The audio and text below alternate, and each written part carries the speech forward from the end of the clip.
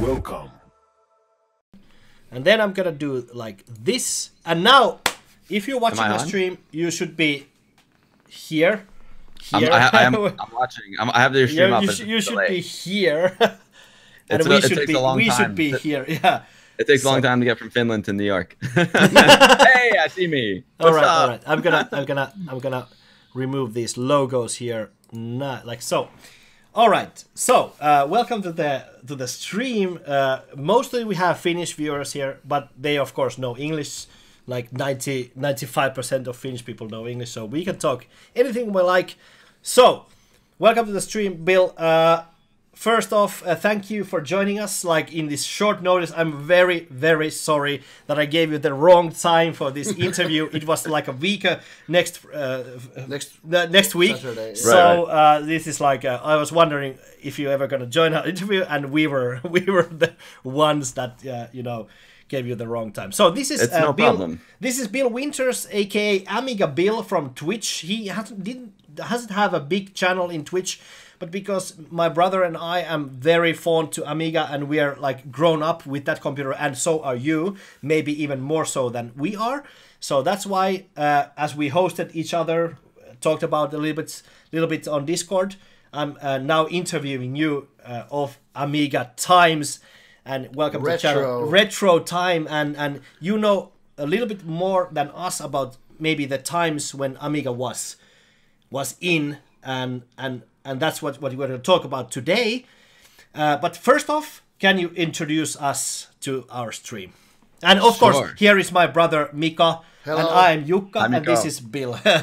So we both are we know about Amiga. We have played Amiga. We haven't done any programming, or my brother has done music, but mostly gaming. So you have done other than gaming also with Amiga. So introduce yourself and tell about a little bit history of Amiga. Why did you get involved? Okay, sure. Well, thanks so much. First of all, thanks so much for having me on the stream. It's awesome to be on the stream, and it's very last minute, so I'm completely not prepared. That's why no worries. Thanks that you reacted so quickly. I was drinking scotch last night with my friends, and I woke up this morning, and I was like, and then I saw your thing, and I was like, oh no. I was like, did I mess up? It's this weekend, but it's all good. This is good. Sorry. It's perfect timing because I don't have to go to work for like another 2 hours, so this is great. Nice. So thank you so much for having me on. Like, hello to you, hello to your brother, hello to your viewers. This is super exciting.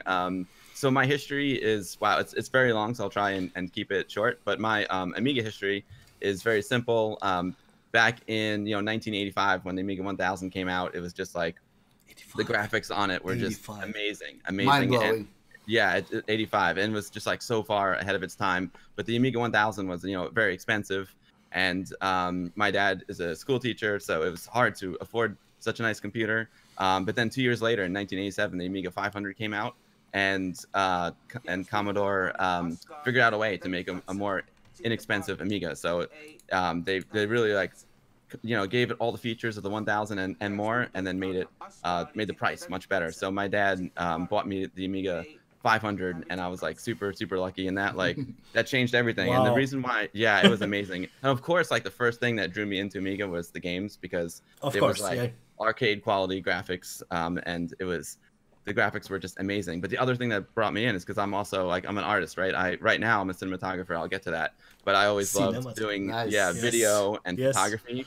So Amiga was like the first multimedia home computer. So not only was it good at games, but you could do all kinds of like cool video stuff with it. So I used to have like a Genlock, and I would make titles for all my videos. I would shoot like videos on VHS tape, and then make these cool titles and these cool graphics with Amiga, those stuff with Amiga. Yeah, absolutely. So it was just super cool, because it was like the first computer for like artists and photographers and video makers that was actually affordable and you could own. So I love Amiga for the games, but I played a lot of games, but I'm not like a games expert. I was more into it for like the artistic side of it. But then the other thing that's really cool about Amiga is like the community that comes with it. Like the people who are into Amiga are just like awesome people. So there used to be user groups. Actually, there still are user groups like in my town, in White Plains, and all around the country, all around the USA. I live in New York, just outside New York City, and like every month there would be this meeting, and we'd all get together and like share Amiga stories. We'd like share games, share public domain games, talk about like what's coming up on the Amiga, and we just became like a really great group of friends. And then one day, the guy who was running this club left. He didn't want to do it anymore. He moved away. So I took over the club, and I started running this computer club when I was like 16 years old, which was, I was like really young. I was like the youngest guy there. But if I didn't take it over, no one was going to take it over. So I was like, I don't want this to die. Like, these guys are really fun to hang out with every month.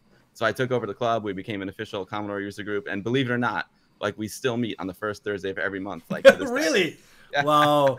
Yeah. That's Amiga for you, because I don't know any scene that's so marginal but still keeps so tight group than Amiga is. It is. It is. And some of my friends who who aren't into Amiga, but they respect it. They're like, wow, Amiga is like a cult. They call it the cult of Amiga.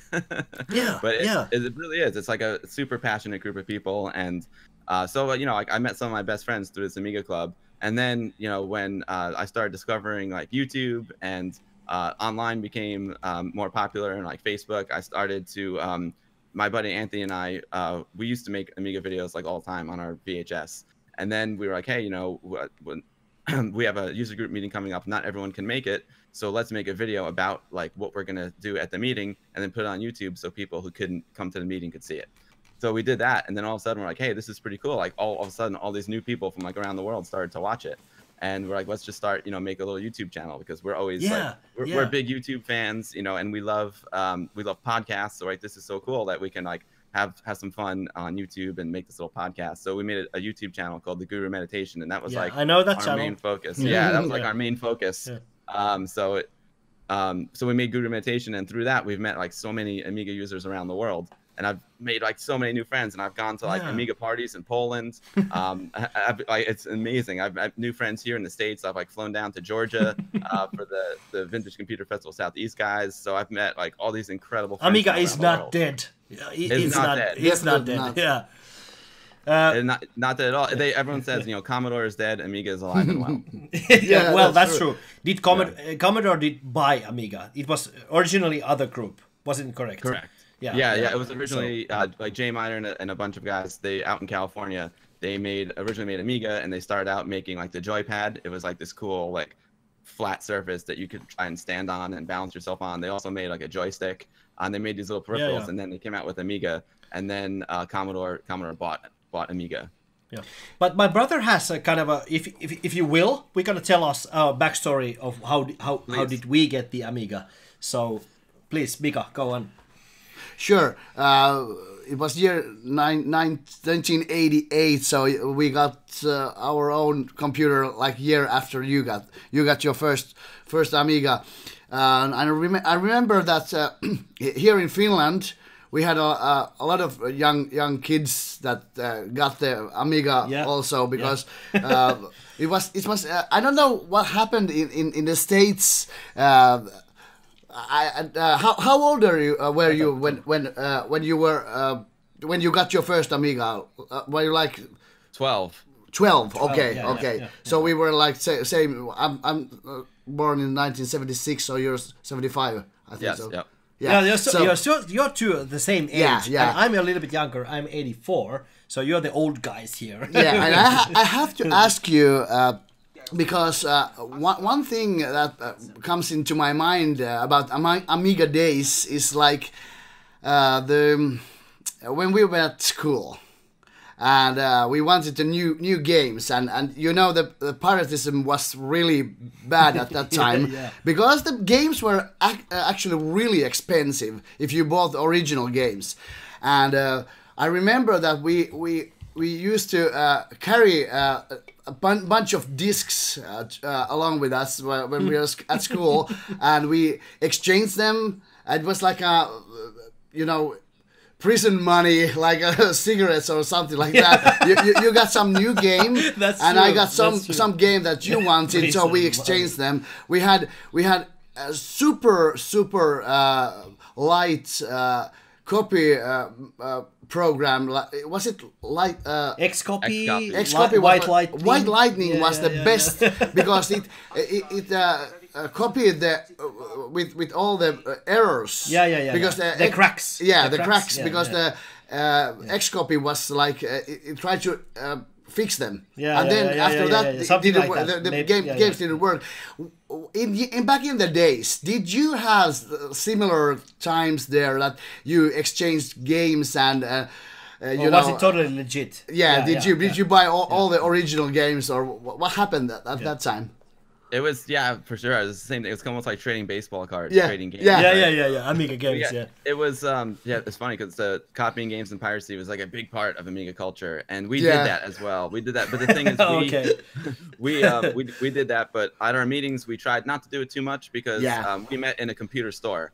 And it was like really nice of the guy who owned the store to like let us meet there. So like it was a little bit disrespectful if we would like come into a store and then like copy games that he's like trying to sell, you know? Okay, I understand. But yeah, of course we copied games. And I mean, I was 12 years old, so I didn't have any money. So every time I wanted a game, I was like asking my dad for it, you know? So like, if my friend had a game, we'd try and copy it. But so it was like a mix though. Like my dad was like super supportive. So when he did have enough money to buy me a game, he would. And I did have a lot of like legitimate games that we bought from the store, but the copying was like obviously, you know, a big part of it as well. It was like, but that's the neighborhood kids trading cards, trading games. It was great. But that actually is not the downfall of Amiga. If I understood correctly, the piratism may be a part of it, but the bad business choices of Commodore was the real thing. Is it correct, Bill? Yeah, absolutely. And you know, I have a really not to keep plugging the YouTube channel, but on the YouTube channel, I did an interview with David Pleasance, who was he was in charge of Commodore Commodore UK, and he goes into all the details as to why it failed. But and he just wrote a book about it as well. So I'm not like a total expert, but it was just all like it was very, very, very bad business process. Yeah. Okay. Yeah. Like, so they tried to. I think they tried to cash out from the successful computers and didn't kind of generate new computers with a price point that would be affordable, or something like that. That's very true. It's very true. And their priorities were all off. There are a lot of people placed the blame on the CEO at the time. Jack Trammell? It was Mehdi Ali. Really? And Mehdi Ali. Trammell, I hated Amiga. He was Atari ST guy. He wanted Amiga. He didn't get it, so he got the ST instead. That's what we're going to talk about, the Atari versus Amiga. Maybe if you know about that. I remember the time. So the rivals. Tell me a little bit more about the guy you mentioned. Okay, so Mehdi, he was in charge of Commodore. He was in charge of all of Commodore, and a lot of people placed the blame on him and some of his people. They were more interested in investing in themselves and making money than investing back into the computer and the technology and making, you know, sound business choices for the future. They were more interested in, you know, getting rich, essentially. That's what a lot of people say. So, but again, at that time, man, I just wanted, and still the same way, like, I just want cool stuff to play with. So I wasn't like really tapped into all the behind the scenes action, you know. But I know a lot of the engineers were very, very upset because a lot of the engineers, man, they were super, super passionate about this machine, and they were absolute geniuses. I mean, they were so passionate about it. Like you can see, like they put their names and their initials like on the motherboards when they designed it. They were think about that. They were amazing. Like, this is their baby. So they have a lot of disappointments, you know. Can you open a little bit of the engineering world? If you know the backstory, why was Amiga so advanced compared to the computers at the same time, Apple and maybe PC? What was the thing of Amiga that made it so really exceptional? I think it's really just the people behind it. There was like Jay Miner, who actually started at Atari. He did the Antic chip for like the Atari 8-bit computers. They call him the father of the Amiga. So is it the picture where you have with the same image with you? Yes. Is it that's Jay Miner? Let me show you on the stream. Wait a minute. It's here. That was Jay Miner and Amiga Bill back in 1980. 1990, yeah. That 1990. Yeah. So that's the image. That's the name I was looking for. So he's the father or godfather of Amiga. So he's the. Okay, so please continue. Sorry. Yeah, so I think it was about him being a great leader and you know, a great engineer. He's almost like a Steve Jobs, but more technical. And he had a vision, and the team that he assembled was like these brilliant engineers, you know, like R.J. Michael, and they were just so good at what they did, and they had such this clear vision that they just made something like really, really special, and they tricked the machine to like do things that it wasn't that's like they pushed the technology like way past what it was able to do. Like for example, one of the things that Amiga could do was it had like photorealistic images. Yeah, and it did I remember. by using this thing called ham mode, and it let you have 4,096 colors on the screen at one time, and it looked like a real picture. It was amazing. Yeah. And meanwhile, like the Mac was black and white. It's like they had two colors, you know? that's the real amazing thing that the contemporary computers were like shit at the time. Yeah. Oh yeah. And I remember they tell stories. There's some really great documentaries about history of Amiga that I encourage everyone to watch. There's like great YouTube videos. There's the history of Amiga. There's so many great documentaries. I can later, if you want, I can recommend them to your viewers. They're so good, and the guys tell like amazing stories about it. But anyway, now I forgot what I was gonna say. But they were they were great engineers way ahead of time. When they were at the Consumer Electronics Show, like before Amiga was actually released, like Steve Jobs was like snooping around trying to get information from them, and I guess I don't remember if they actually showed it to him or they hid it from him. But yeah, it was I don't remember that story clearly, but yeah, it was so far ahead of its time. Yeah. Graphics and sounds. Yeah, I was going to mention that it wasn't only the graphics, but the sound, the music, and maybe that's even more. Yeah, because I remember I had a program that was called Pro Tracker version 1.3. I don't remember if you remember that program, but I made tons of music back in the 1990s through 1994. And I had to listen to those. Sit and listen to each and every one of those mods, or tracks. It was a four track music maker, and you had your keyboard that was like the synthesizer. You had all the different modules there, and you could make actually really good samples music from other games. That's true. Yeah.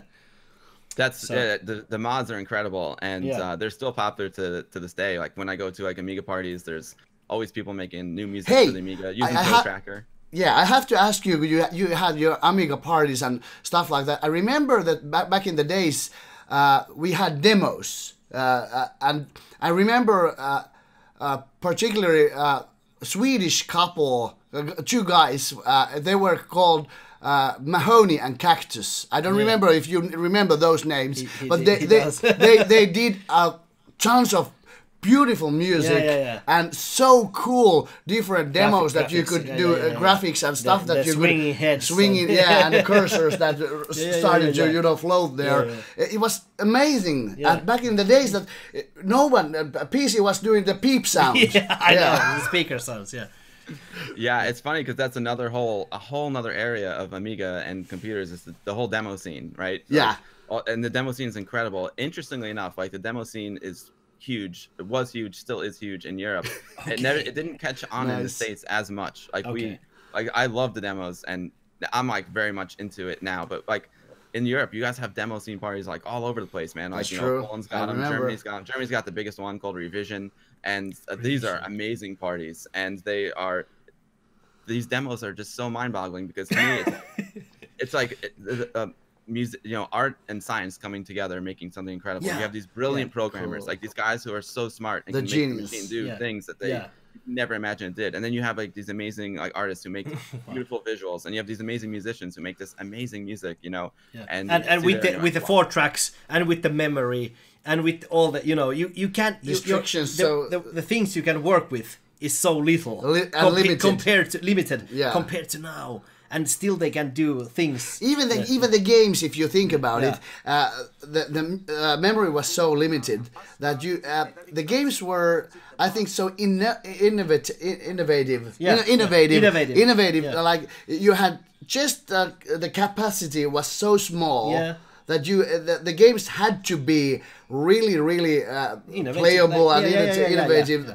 And nowadays we have unlimited budget and unlimited memories and whatever, and the games is not so deep as it were in the back of the days. Maybe some in movies also. That's true. That's true. And maybe Bill knows something about movies and movie making that the budget has overgrown, and sequels after sequels after sequels, and then the quality of content is going down. So I agree. Yeah. Oh, yeah. It's just Marvel movie after Marvel movie after Star Wars movie now. Even though we love them, But you know, the original stuff is missing. You know, have you seen a sci-fi movie called Upgrade? Do you know about that? No, I haven't seen that. Yeah, one. you should really watch that movie. We talked about in Finnish in this stream earlier in the stream about how kind of a low budget. Yeah, low budget and still so good the content was. Yeah. And it looked like Blade Runner, the newest Blade Runner, and still it was.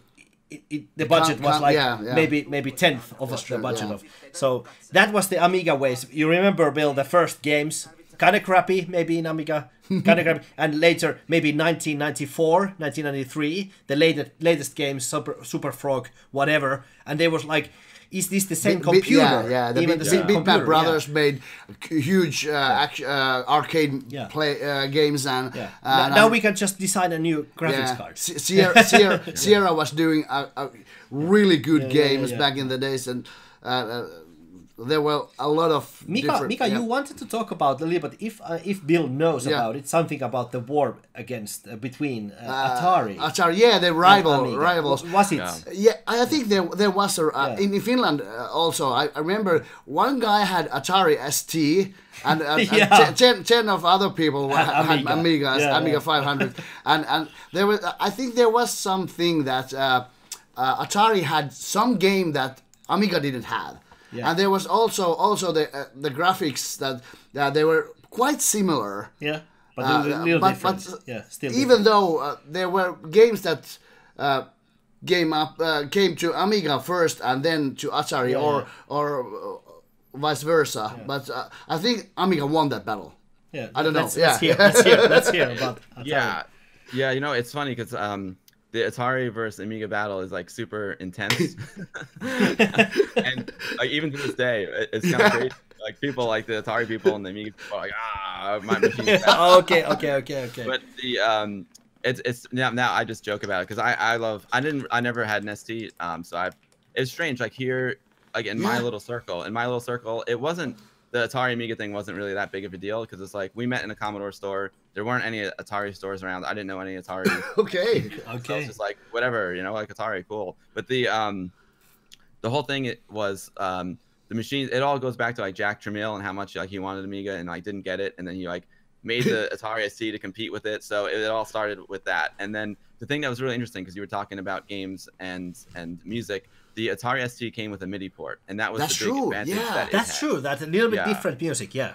Yeah, so the Amiga could do MIDI as well. The Amiga was great for that, but you had to buy like a MIDI adapter, whereas the Atari came with a MIDI port. So a lot of musicians gravitated towards the Atari ST just because it came with that MIDI port. That's true. Yeah, I remember that.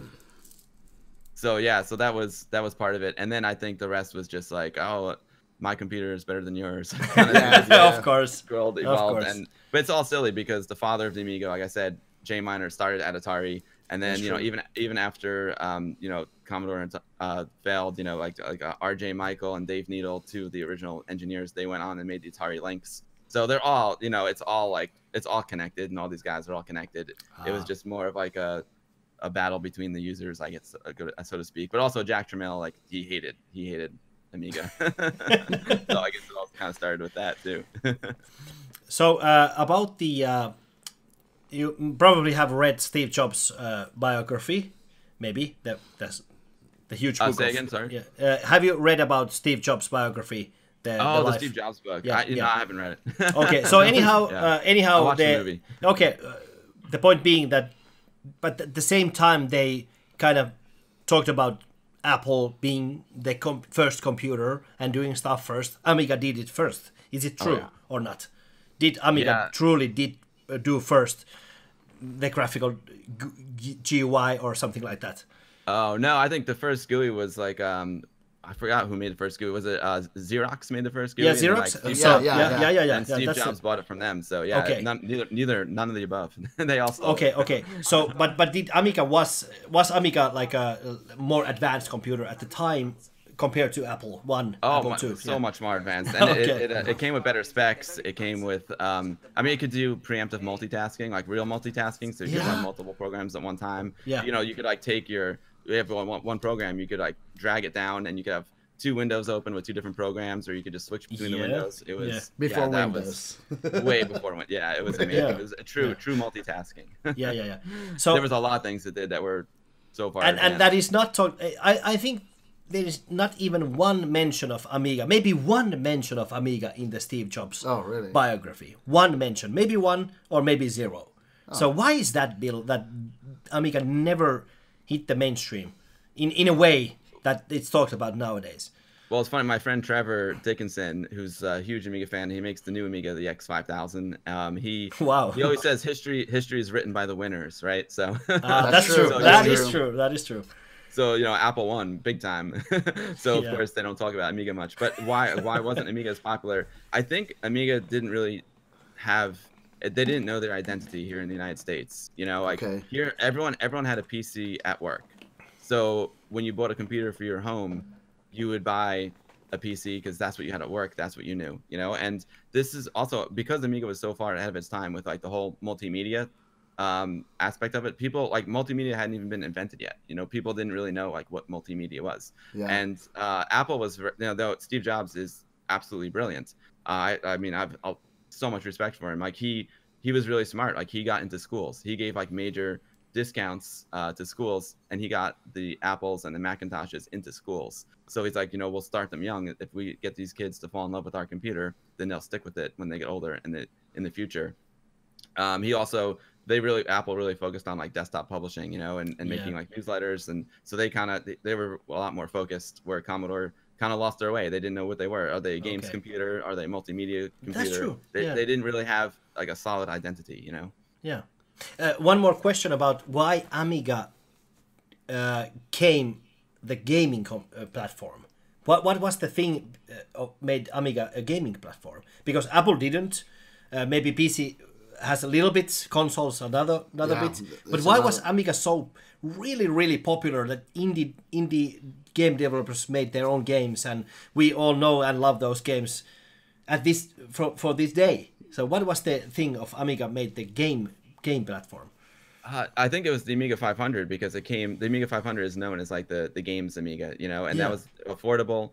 It could get into people's homes, and I mean, like I said, it was the machine was so good and the graphics were so good, and everybody loved that. Yeah, like do you want to play like a black and white game on a Macintosh or like a game that looks like the arcade? Yeah, compared to Amiga. Yeah, that's true. That's true. Yeah, and so that's part of it. But it's funny you mentioned something before that was very interesting about like the quality of the games, and it's something that with Amiga, like Amiga games are very difficult, and there are some that have like amazing playability, and a game that has great playability lasts the test of time. Even if it doesn't have the best graphics, if it's fun to play, you can play it for years in the future. But there was also a lot of games on Amiga that were almost more like technology demos. Like sometimes people were just like so excited about the amazing like graphics and sounds that they could make that the games were almost like they lacked playability, but they just looked beautiful. And like some of the ones from a company called Cinemaware, which I love. We know it came from the desert, maybe.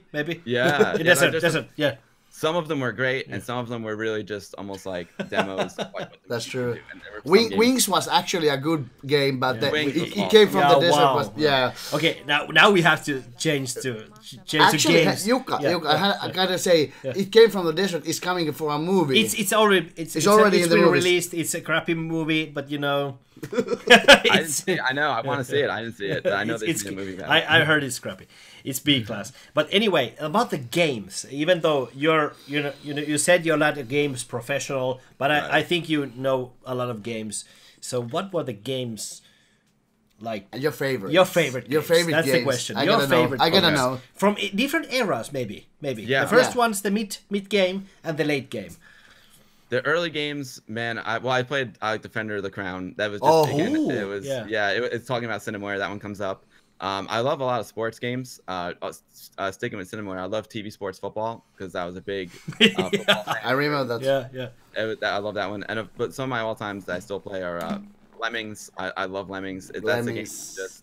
It's a great mix of like. Who thinks up a Lemmings game? That's so original idea. That's really original. I love Lemmings. I also love Sensible World of Soccer. It's just got great gameplay, and that game is still very, very popular today. They have like Sensible World of Soccer. Is that a sequel to Sensible Soccer? It's the update to Sensible Soccer. It's the update of Sensible Soccer. Yeah, so the same game. We only had Sensible Soccer, so we haven't played the World Soccer. Yeah. Got you. And the I love Shadow of the Beast. Oh the artsy stuff in that game is the music and the graphical. God. It's and the puzzles. That's interesting. It's not only a platformer; it's also a puzzle game. So. Exactly, and it's very, very, very difficult. That was when I was younger, I couldn't play it very well, but I just loved to listen to it. And so much well, that's I have to derail the conversation about you saying you couldn't play it very well. Nobody could finish the games of Amiga. Why were they so difficult? That's true. What's the idea? Can you derail this topic? Why were the games so difficult? Yeah, it's a great question. I think maybe the only thing I can think of, not being a game designer, is that they wanted people spent a lot of money on the game and they wanted people to play it for a long time. You know, that's right. They didn't want something that you bought and you finished it in a day. It's like an endless maze between a game, you know, where you can like Fallout 3, where they had this metro subway tunnel section that took like 10 hours, and then they can say that the game is 10 hours longer. So yeah, exactly. But as a child, we didn't even care. We just played like 10 minutes, 15 minutes. Yeah, and just changed the game. And just changed the game. Yeah, yes. We didn't have the quality, we had the quantity. And the really anecdotal stuff is that if you could really go forward in the game, the crack would appear. And the game would like crash. Yeah, because we didn't have the crackers didn't finish the game, and there was some small thing, and the crack would fail, and the game would like go to Guru meditation. Yeah, that's true. Guru. So nobody like if there's like game walkthroughs like speed runs or something, like games of the most difficult ones, I'm like, wow, how could he play that game so well? Yeah. So It's so incredible, okay. yeah. How about the adventure games like Indiana Jones and stuff like that? That's the mid game, I think. Okay, that's the mid time. Yeah. 1992. Yeah. Monkey LucasArts. Yeah. Yeah, I was gonna say I wasn't that into the adventure games, but before we get to that though, my friend Fishbot in chat, he mentioned Another World, and that was one of my all-time favorites. That's almost like adventure. That's almost like adventure and platformer mixed into one, and that's one of the all-time best like Amiga games. That's true. The thing about that was the cinematic opening like just blew my mind. But when you have the guy in the cool like race car, he goes down into his laboratory and he gets, sucked into the other world. It was opens a soda. And you actually have a mint conditioned original game in the States. It's called Out of This World. Is it correct? Yes. Yeah. Do you have it handy somewhere there? Hold on, let me look. Yeah. Our version was Another World. Another World. It's called Another World in Europe. Look at that. Oh my that God. Is that worth something nowadays? I think so. I think it would. I'm not sure, but yeah, it's oh God. There you go. That's the first. Is it French made? Yes, it is. I think so. Yeah. And yes, it's made by a French guy, and there's actually a great video on YouTube all about him. And I have seen that. The game. Yeah, I remember that. Do I remember correctly that the graphics were kind of like machine language? You know, they had to program their graphics, you know, to do that, like what they did, and that's why it looks so good, even though the the resources are limited. Is it correct, Bill? Yeah.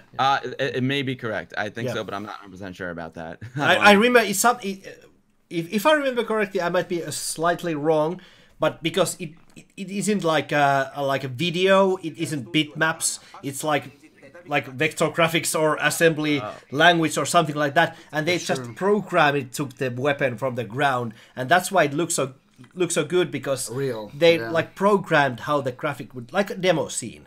So that's why it fits into one disc, and it still looks like amazing. And they did a real they really did an amazing job generating that graphic out of that game.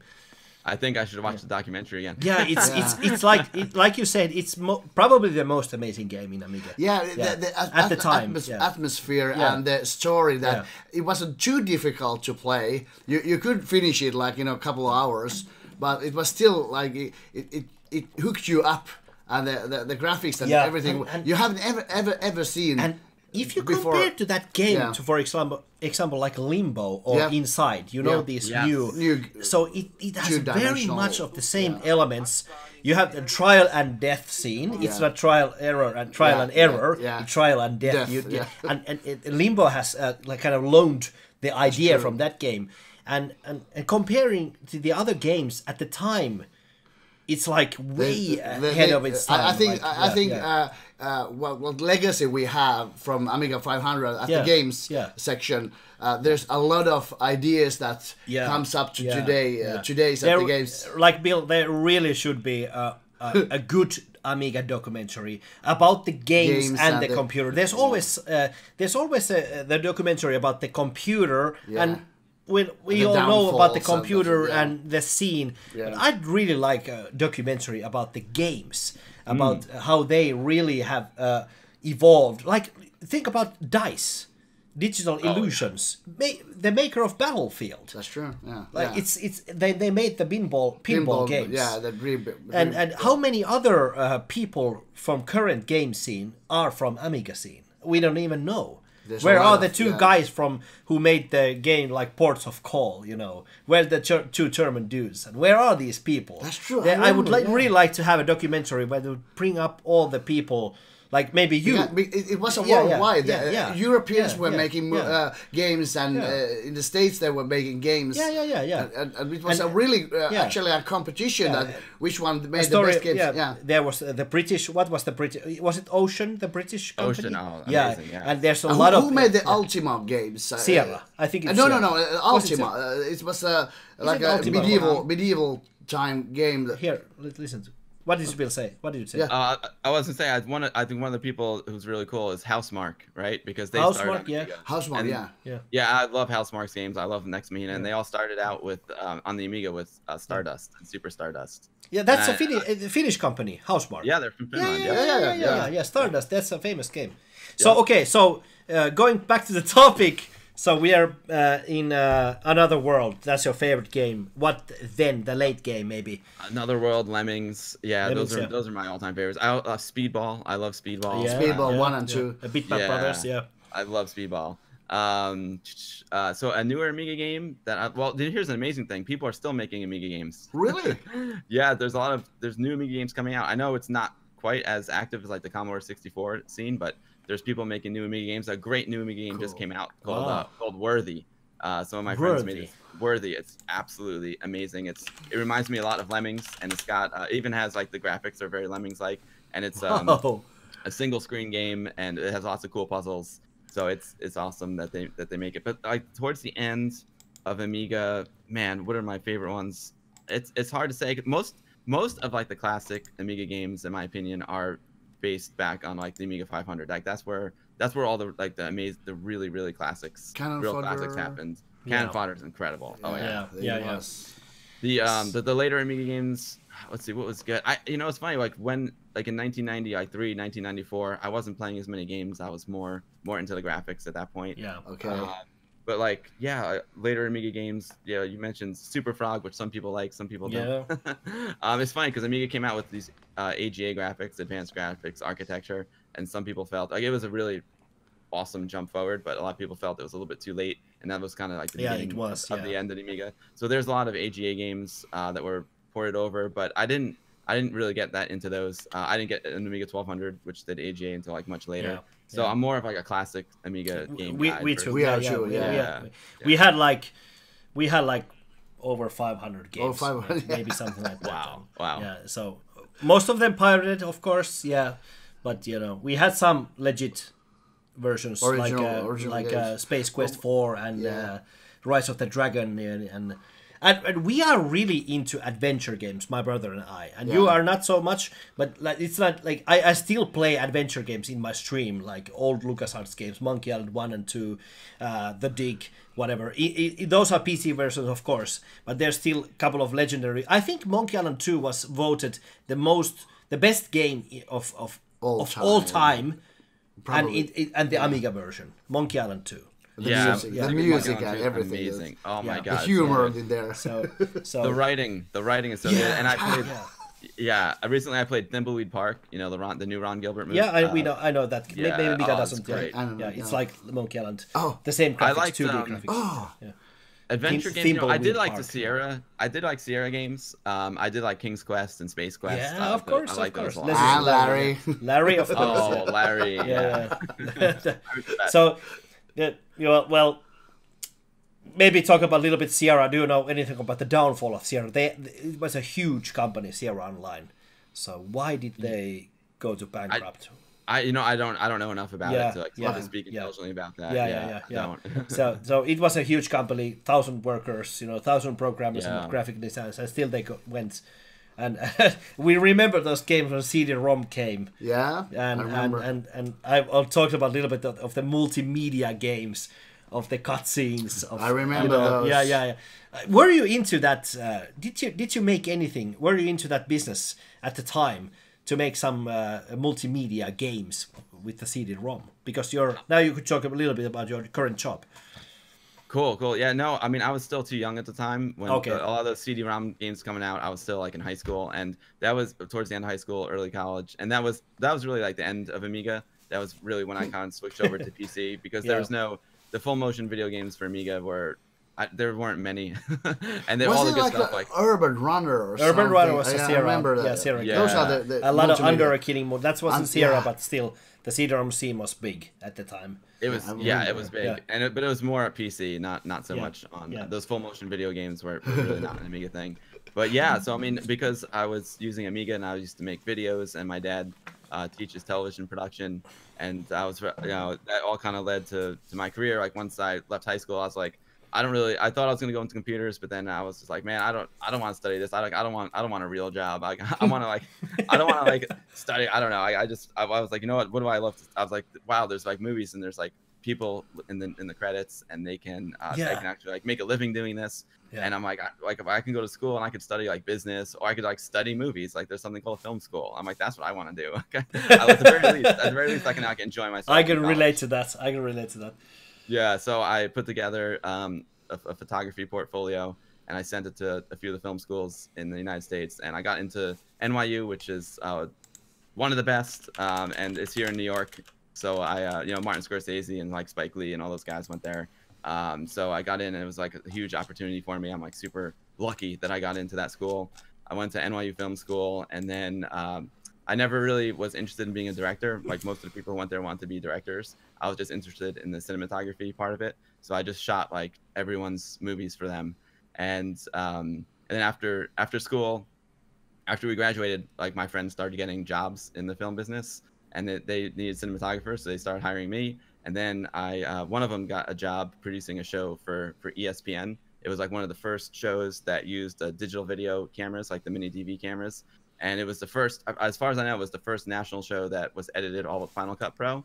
It became like quite popular. And then based on that show, it kind of jump-started my career, and people started calling me to shoot other shows. So like now on Netflix, I got a couple shows. I got Comedians in Cars Getting Coffee. I shot like the season 1 for that for Jerry Seinfeld. My mentor. I was the A-camera operator on My Next Guest Needs No Introduction with David Letterman. I've just done. Wow. I'm working on a new Netflix show right now. I just shot the opening to like the Major League Baseball playoffs, which was a big deal here in the United States. So I've been really lucky with some really awesome projects. Wow. Yeah. We are really into movies. We don't know nothing about the technical side like you do, but we just want to enjoy. We enjoy. we are like you're like maybe the technical dude who uses Amiga for making graphical designs or maybe movies, and we are the consumer part, but we're still loving to hear these stories. of And we're still Amiga fans because it was so big part of our lives. And I remember my father yelling at my brother, "Go to school! Don't play all the day, all the time. You have to go to the school and get a job." And now, if you see, he's doing the same thing. Well, of course, I did go to school. But anyway, if we didn't have the computer, we might not be here. Today. Bill, I'm showing a picture from your Instagram where you're holding this monster of a camera. What is going on in that picture? Why is it looking so huge? What is going on in that with that rig? Why is looking like that? How much does it cost? What is that? The funny thing about here's the funny thing about that. Here's the irony of this picture is that that camera is called the Arri Alexa Mini, and it's a very small, compact carbon fiber camera. Carbon fiber camera. Okay. But meanwhile, I completely tricked it out like crazy.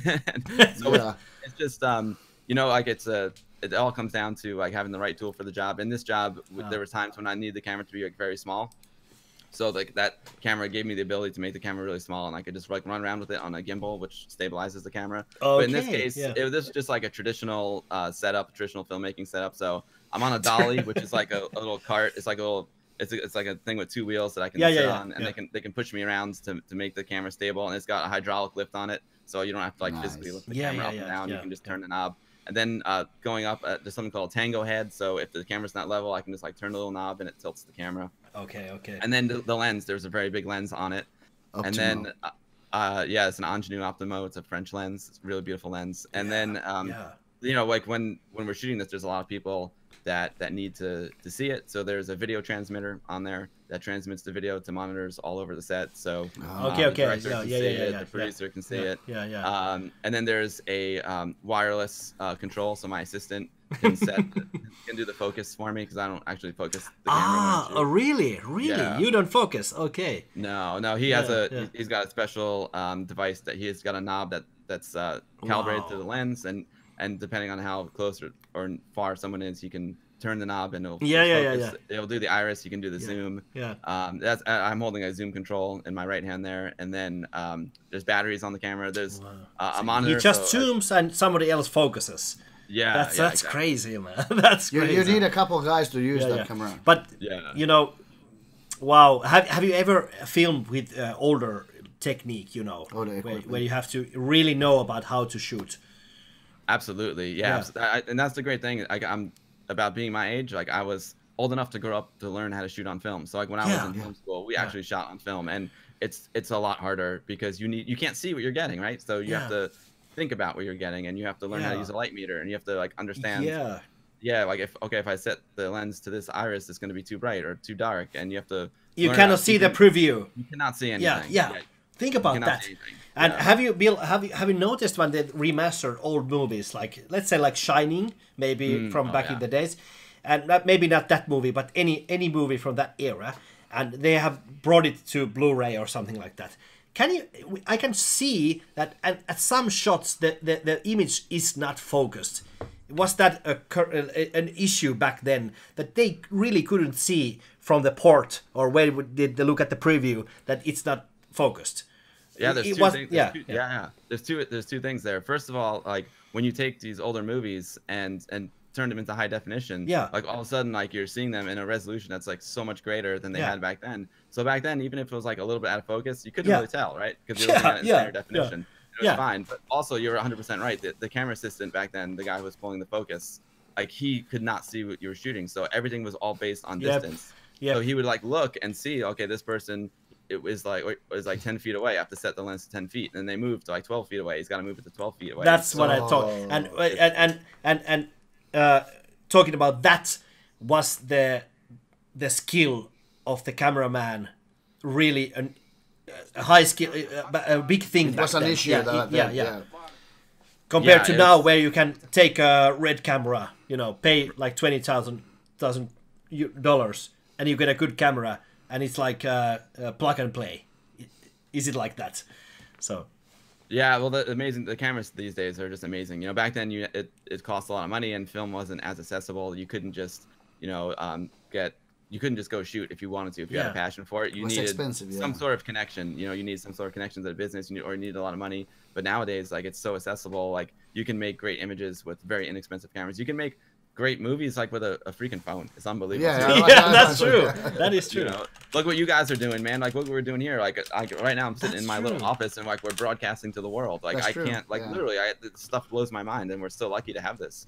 Because back then when I was starting, like, you made a video and then you could like show it to like 5 of your friends and that was it. But now we have YouTube, you know, we have Twitch and all these amazing streaming services. It's so cool. It's really exciting times. Yeah. Okay, I think we are not going to take your time anymore, and we're going to continue our evening here. I have my stream is 2 years old, so wow. Yeah. So this is a job for me, and this is my brother, and we're going to have some fun tonight. I'm so honored to have you as guest here, because this is something we could just phone you off stream and talk about Amiga times, because I love that I have a person here who really knows his stuff and have so much to talk about. We can do this another time, but I thank you for this interview. Thank you, Bill. Yeah. And I hope thank you guys. No worries. I had so much fun. Thank you. And yeah, no, it's amazing that you've only been streaming 2 years and you already have like so many like amazing followers. You do really great work and you work really hard at it. It's so how amazing is it that you could like, you know, do this, that's true. You're really active. Yeah. And so if I can, and it's so funny that I found your channel, that there really is some Amiga channel that's kind of active and know his stuff, and you know, that's really respectful. Yeah, Twitch is a really unique community. I think so. Really hard. Yeah. Also. But there's like people like Dr. Disrespect. There's like people like me in Finland here, and there's people like you here, and it's still the same community. Yeah. So that's what I love about it. I started streaming on Twitch by an accident because I started the YouTube channel with my buddy Anthony, and I wanted to like practice streaming before I did it on my YouTube channel. And then so I was like, oh, I'll try Twitch because I liked watching some streams on Twitch. I was like, I'll make a Twitch channel, and I started streaming for practice. And all of a sudden, like, people started showing up, and I'm like, oh wow! And they were, and they became my friends. And I was like, well, maybe I'll keep streaming over here because I like hanging out with these guys. They're really nice. You gotta keep on streaming, yeah. So I'm gonna do a shout out for Amiga Bill, of course, as a thanks for this interview. Let's see how many followers are we gonna get to Amiga Bill's channel. I'm gonna post this to my chat. Let's see. So this is in Finnish, of course. So maybe we do have some English viewers there also from your channel. So welcome everyone. So this is Amiga Bill's channel.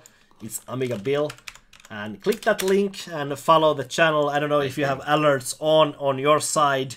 I'll turn them on now. Yeah. Maybe you see you have 1,043 followers. So let's see if people really do follow your channel. Thank you. I'm gonna refresh. And my mascot, like I call him my mascot. His name is Air Yuri, and he's from Finland as well. I've got quite a few Finnish viewers, believe it or not. It's we know about that, and it's funny. You have the legendary clip where is it our jury that drives down with the sled? Him. Yeah. He drives down with the sled to an ice lake. Okay, nice. Okay. There's no, and it's no pressure at all. But if anyone really is into Amiga, they might want to check out the YouTube channel as well, because we will. I make some videos over there as well. I stream on Twitch like once a week, but because I'm a freelancer making commercials and stuff, like I don't have a regular schedule. So it's hard to get a following when you only stream once a week on a random day. Yeah. It's pretty amazing that I have as many followers as I do, and I have really the greatest like group of followers, and that's why I keep streaming, because I consider it like the Westchester Amiga user group, like virtually. It's just like me hanging out with my friends, and it's really it's an amazing vibe, and the people who show up in the chat are the nicest people, and they become like very close friends of mine. So it's been super cool. Is it the Guru Meditation YouTube channel? That's it. I'm gonna share it also here. So without further ado, let's end here and have a nice Saturday morning. Are you in New York, in the East Coast? Yep. I'm just outside New York City. Yeah. Okay. Nice. So it's 6 p.m. here. So it's like what's the time in New York? 11:19 a.m. 11. Okay. Right. So get a cup of coffee. Yeah. Have a nice morning. And, I've been drinking the coffee the whole time. Okay. Yeah. Because I gotta recover from the scotch last night. Yeah. All right, Bill. And Thanks a lot. Thank you. Thank you. No worries. And thanks to all your viewers. Everyone seems. I was trying to catch up with the chat, but everyone seems super cool. And so thanks everyone. I hope you enjoyed it. And anytime, guys, anytime you want to chat. Let's do this again. Yes. If you ever visit Finland, we have to meet. Maybe here. I have to visit. I must visit Finland. You really have I to. have so many friends there. If you ever come to New York, obviously. Of course. Of course. We had a We're gonna yeah. All right. Have a nice day, and thank you very much. Thank you. Have a good one, guys. Thank you so much. Bye-bye. Amiga forever. Amiga forever. Amiga forever. Bye-bye. Bye. Bye. Cheers. Cheers. Cheers.